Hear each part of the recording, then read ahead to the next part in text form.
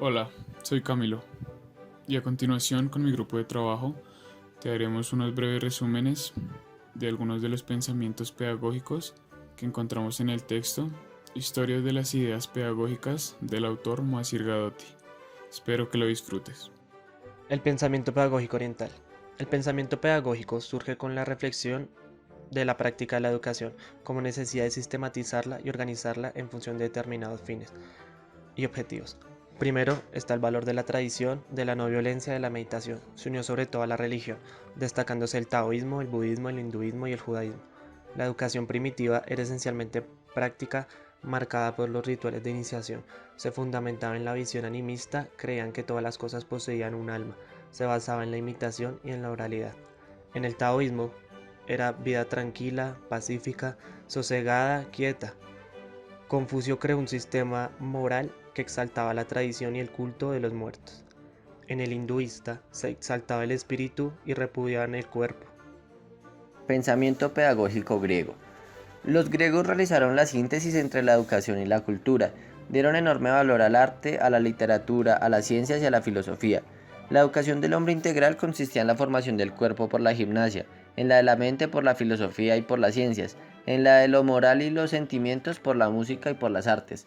En Atenas la educación era controlada por el Estado, formaban ciudadanos racionales que argumentaran sus derechos. Un hombre educado era un hombre orador. Los niños eran educados para la vida, era fundamental lo intelectual, encontrar un equilibrio mente y espíritu.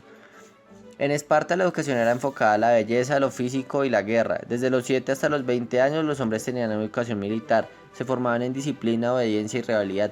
Las tendencias pedagógicas griegas más influyentes fueron las de Sócrates, Platón y Aristóteles. Los romanos querían conversalizar a sus humanitas, entendiéndose como una cultura que trasciende los intereses locales y nacionales. Era impartida en la escuela lo gramático, la memorización del fragmento, la expresión de una misma idea en diversas construcciones y la composición literaria era como se instruía a las élites romanas en aquella época. Los esclavos sin ninguna instrucción eran tratados como objetos. Existía un sistema de educación de 3 grados clásicos de enseñanza: la educación elemental, la enseñanza secundaria y la especie de universidad, que iniciaba con la retórica y seguidos de la enseñanza del derecho y de la filosofía. La agricultura, la guerra, la política constituían el programa que un romano noble debía realizar.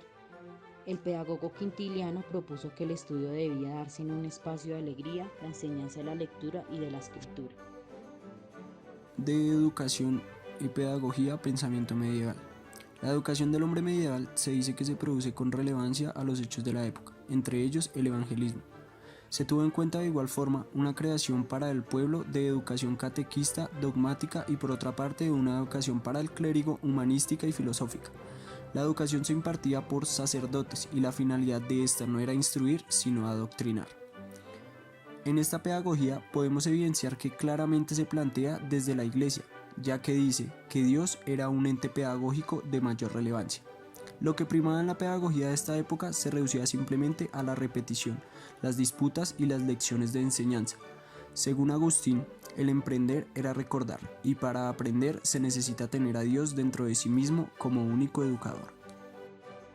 Concepción de educación y pedagogía renacentista. La educación renacentista favoreció al burgués, dando así a conocer que esta educación no llegaría a las masas populares. Se caracterizaba mucho por ser elitista. Esta educación también parte del hecho de la reforma protestante, encaminándose contra el seno de la iglesia y de esta forma, creando una educación con libre albedrío. Según Martín Lutero, uno de los principales pensadores de esta época, para cada individuo una doctrina. Este pensamiento pedagógico renacentista se puede caracterizar por una renovación de la cultura greco-romana. Como se toma de esta cultura, se plantea la educación un poco más práctica, incluyendo a la cultura del cuerpo y sustituyendo los mecanismos ya planteados. Retomando las ideas de Montaigne, uno de los fundadores de la pedagogía renacentista, el cual dice que es un desperdicio que simplemente se trabaje con la memoria, dejando a un lado la razón y la conciencia. El pensamiento pedagógico ilustrado. Los grandes pensadores e intelectuales de la época eran llamados ilustrados, por el apego a la racionalidad y a la lucha en favor de las libertades individuales contra el oscurantismo de la Iglesia, y la prepotencia de los gobernantes también llamados enciclopedistas, por ser partidarios de ideas liberales. Jean-Jacques Rousseau inauguró una nueva historia en la educación. centralizaba el tema de la infancia y de la educación. A partir de él, el niño ya no será considerado como un adulto miniatura. El niño vive en un mundo propio que es necesario comprender.